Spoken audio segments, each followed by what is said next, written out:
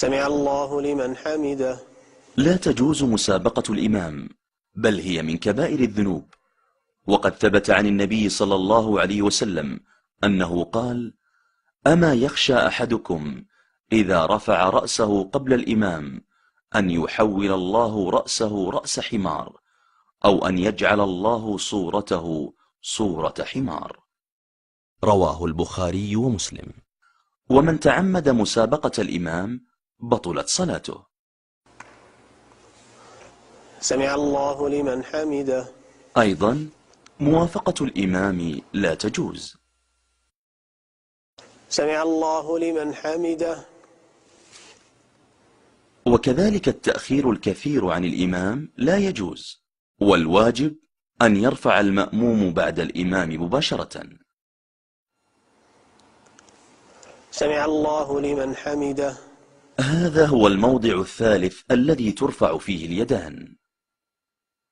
تنبيه: من الأخطاء الشائعة أن بعض المصلين إذا كان إماما أو منفردا يقتصر على قوله سمع الله لمن حمده، ولا يقول ربنا ولك الحمد، مع أن التحميد من واجبات الصلاة. سمع الله لمن حمده. ربنا لك الحمد ولك الشكر. زيادة والشكر من الأقوال التي لا تشرع لعدم ورودها عن النبي صلى الله عليه وسلم. سمع الله لمن حمده. هذا المصلي ارتكب خطأين: الأول مخالفته للسنة في رفع اليدين، وقد تقدمت الصفة الصحيحة في رفع اليدين. والخطأ الثاني في رفع بصره إلى السماء، وقد زجر النبي صلى الله عليه وسلم عن ذلك وقال: لينتهن عن ذلك أو لتخطفن أبصارهم. رواه مسلم. الله أكبر.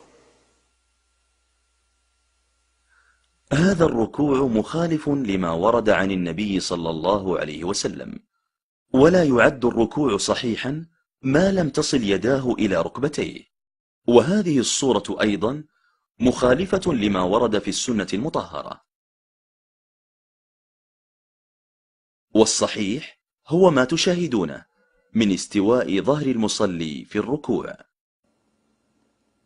قال النبي صلى الله عليه وسلم: التثاؤب من الشيطان، فإذا تثاءب أحدكم فليكظم ما استطاع.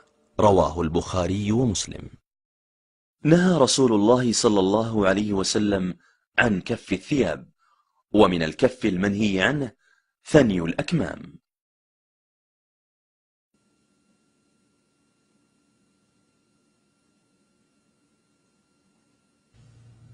هذا الرجل أخل بركن من أركان الصلاة، وهو الطمأنينة، ومن المعلوم أن الركن تبطل الصلاة بتركه. وقد قال النبي صلى الله عليه وسلم للرجل المسيء في صلاته كالذي ترونه الآن: ارجع فصلي فإنك لم تصل. وعندما أراد تعليمه الصلاة الصحيحة قال: إذا قمت إلى الصلاة فكبر الله أكبر، ثم اقرأ ما تيسر معك من القرآن. الحمد لله رب العالمين الرحمن. ثم اركع حتى تطمئن راكعا. الله أكبر. ثم ارفع حتى تعتدل قائما. سمع الله لمن حمده. ثم اسجد حتى تطمئن ساجدا. الله أكبر. ثم ارفع حتى تطمئن جالسا. الله أكبر. وافعل ذلك في صلاتك كلها. رواه البخاري ومسلم. الله أكبر.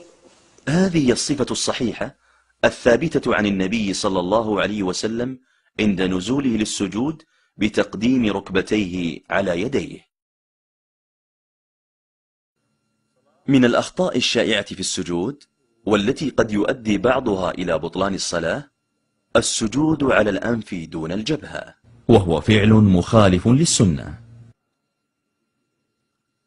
السجود على الجبهة دون الأنف، وهو فعل مخالف للسنة.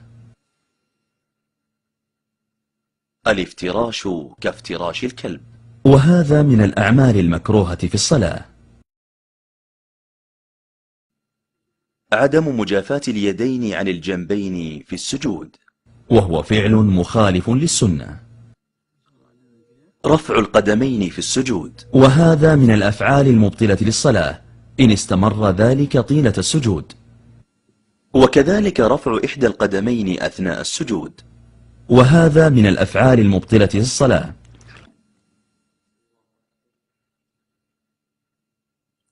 السجود على أطراف أصابع اليدين، وهو فعل مخالف للسنة. السجود على القبضة، وهو فعل مخالف للسنة. والذي ينبغي للمصلي أن يسجد على الأعضاء السبعة، وهي الجبهة مع الأنف، واليدان، والركبتان، وبطون أصابع القدمين، وأن يجافي عضديه عن جنبيه، وبطنه عن فخذيه، وفخذيه عن ساقيه، ويرفع ذراعيه عن الأرض. هكذا ورد عن النبي صلى الله عليه وسلم قبض الأصابع والإشارة بالسبابة. وهذه الصفة الثانية بتحليق الإبهام والوسطى والإشارة بالسبابة. وهاتان الصفتان صحيحتان، ويكون ذلك من أول التشهد إلى آخره.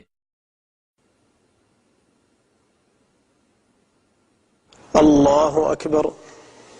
هذا هو الموضع الرابع الذي ترفع فيه اليدان، وبذلك تكون المواضع التي ترفع فيها اليدان: أولا الله أكبر مع تكبيرة الإحرام، ثانيا الله أكبر مع تكبيرة الركوع في كل ركعة، ثالثا سمع الله لمن حمده عند الرفع من الركوع في كل ركعة، الله أكبر رابعا عند القيام من التشهد الأول. هذه الصفة الصحيحة في الجلوس للتشهد الأول بافتراش القدم اليسرى ونصب اليمنى. أما في التشهد الأخير في الصلاة الرباعية والثلاثية فالسنة نصب القدم اليمنى وتقديم اليسرى وإدخالها تحت اليمنى والجلوس على المقعدة، وهذا هو التورك. السلام عليكم ورحمة الله. السلام عليكم ورحمة الله. هذا من الأخطاء الشائعة لأنه لم يتابع الإمام، والواجب أن ينتظر حتى يفرغ الإمام من التسليمة الثانية. السلام عليكم ورحمة الله. السلام عليكم ورحمة الله. كان رسول الله صلى الله عليه وسلم إذا سلم التفت يمينا وشمالا. أما تحريك الرأس بهذه الطريقة وتحريك اليدين فلم يرد عنه صلى الله عليه وسلم، فلا يشرع فعله.